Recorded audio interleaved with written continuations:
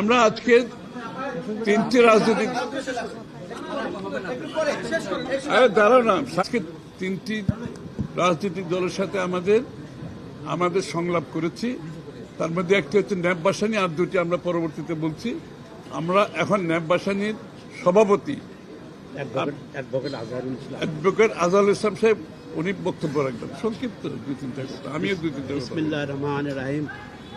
উপস্থিত বিএনপির স্থায়ী কমিটির সদস্য জনাব আমির ফজলুল মাহমুদ চৌধুরী এবং উপস্থিত সাংবাদিকবৃন্দ, আসসালামু আলাইকুম। বর্তমানে দেশের জন আকাঙ্ক্ষা হচ্ছে নির্বাচন। অতীতে গত তিনটি নির্বাচন জনগণ ভোট দিতে পারে নাই, আপনারা সবাই জানেন। এই ভোট দেওয়ার জন্য নির্বাচনের জন্য জনগণ উন্মুখ হয়ে আছে। এই সরকারের যদি সদিচ্ছা থাকে, ইন্টারিম গভর্নমেন্টের আগামী জুলাইয়ের শেষ সপ্তাহে ইলেকশন তারা করতে পারে। সেখানে আমরা সবাই মিলে বলতেছি আগস্ট, সেপ্টেম্বর, অক্টোবর, নভেম্বর, ডিসেম্বরের মধ্যে অন্ততপক্ষে একটা সুষ্ঠু নির্বাচন করার ব্যাপারে। সুতরাং ডিসেম্বরের মধ্যে যদি নির্বাচন করতে হয়, আগামী মাসের মধ্যে নির্বাচনী রোডম্যাপ এই সরকারের থেকে আমরা চাচ্ছি। এই সরকারের কাছে আমি আবারও অনুরোধ জানাচ্ছি যে আপনারা অতি সত্বর নির্বাচনী রোডম্যাপ দেন, জনগণের আকাঙ্ক্ষা আপনারা পূরণ করেন। ইনশাআল্লাহ জনগণ আপনাদের দিকে দেখবে। আসসালামু আলাইকুম।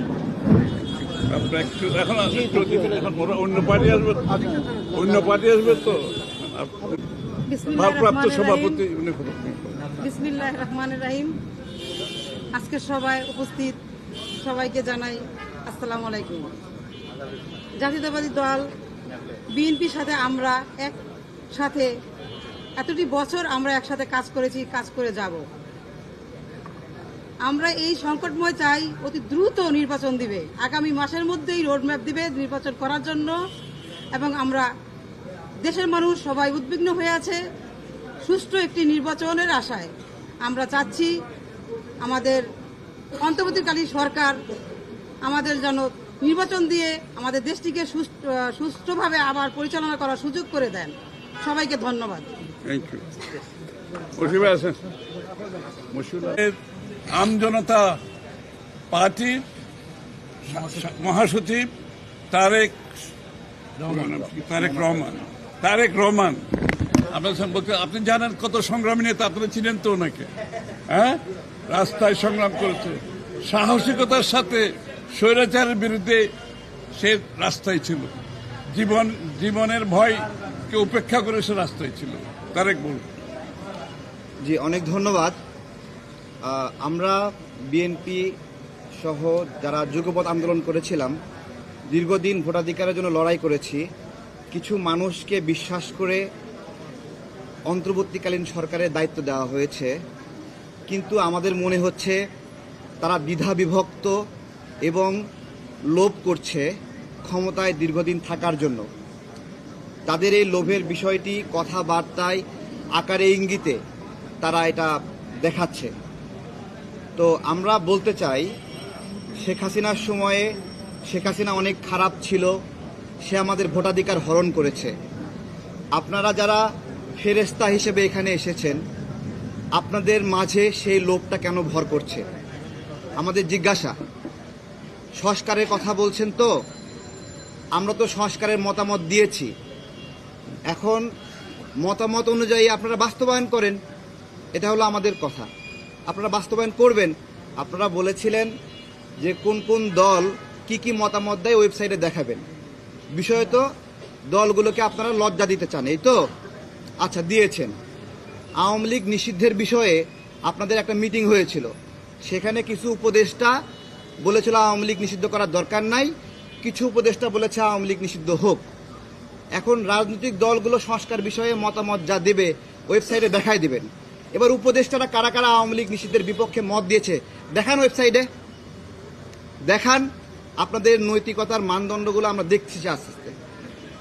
1971 সালের যে মুক্তিযুদ্ধ, এইটা মুখ থুবড়ে পড়েছে 1972 সালে। আর 2024-এর যে গণ অভ্যুত্থান, এই গণ অভ্যুত্থানের এটা মুখ থুবড়ে পড়েছে 2025-এ এসে। এর জন্য দায়ী কারা? এর জন্য আমরা যারা রাজনৈতিক দল আছি আমরা দায়ী? আমরা কি সরকারের বিভিন্ন জায়গায় বসে আছি? আমরা কি নিয়োগ বাণিজ্য করছি? আমরা কি প্রশাসক নিয়োগে জালিয়াতি করছি? আমরা কি জেলা প্রশাসক, উপজেলা প্রশাসক বিভিন্ন অফিসে গিয়ে তদবির বাণিজ্য করছি? এগুলো তো আমরা করছি না। তাহলে যারা করছে তারাই এই সরকারের দুর্নামের জন্য দায়ী।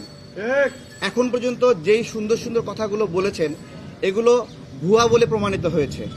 এর মধ্যে আপনারা বলেছেন যে তিস্তা নদীতে গজলডোবার বিপরীতে একটা বাঁধ দিবেন, এটা একটা ভুয়া তথ্য। আপনারা বলেছেন ফারাক্কার বিপরীতে বাঁধ দিবেন, এই নিউজটা সব গণমাধ্যমে এসেছে, এটাও একটা ভুয়া তথ্য ছিল। বলেছেন, হ্যাঁ আমরা এগুলোই আমাদের আলোচনা হয়েছে, আমাদের আলোচনায় এগুলোই এসেছে। আমরা মিটিং এর বিষয়গুলোই বলছি। হ্যাঁ, তারপরে চট্টগ্রাম থেকে ঢাকা ইলেকট্রিক ট্রেনের একটা গুজব ছড়িয়েছেন, সেটাও ভুয়া। তো এই সকল ভুয়া তথ্য দিয়ে নাগরিকদেরকে ভোটাধিকার বঞ্চিত করে রাখা যাবে না। আমরা বলেছি ডিসেম্বরের মধ্যে নির্বাচন করতে হবে। ডিসেম্বরের মধ্যে মানে কি 1 জানুয়ারি, 5 জানুয়ারি? তা না, কিন্তু ডিসেম্বরের মধ্যে মানে এটা নভেম্বরে হতে পারে, এটা আগস্টেও হতে পারে। যদি সংস্কার সম্পন্ন হয়, নির্বাচন কমিশনের প্রস্তুতি থাকে, হতে সমস্যা কোথায়? তাই নয়, আপনাদেরকে তো ক্ষমতা উপভোগ করার জন্য দায়িত্ব দেওয়া হয় নাই। আমরা আশা করি যে ফেরেশতার বেশে এখানে এসেছেন ওইটা ধরে রাখবেন, ওটা ধরে রেখে সুন্দরভাবে কাজ সম্পন্ন করে দেশকে একটি গণতান্ত্রিক প্রক্রিয়ায় যে ট্রেন, ওই ট্রেনে আপনারা উঠাই দিবেন। দেশটা জনগণের দ্বারা নির্বাচিত সরকারের হাতে চলবে। এবং অনেকে আমাদেরকে ট্রোল করছেন, জনগণ বলার সময় তাদের নামটা যেন না বলি। জনগণের একটা অংশ যদি বেনিফিট পায়, বেনিফিশিয়ার হয়, তারা ভোটাধিকার নাও চাইতে পারে, কিন্তু যেই মানুষগুলো ভোটাধিকার চায় তারা জনগণ, এবং সেই জনগণের অধিকারের জন্যই ভোটাধিকার নিশ্চিত করতে হবে। এটাই আমাদের কথা। Thank you. আর কি বলবো, প্রশ্ন করো, আমি আর কি বলবো।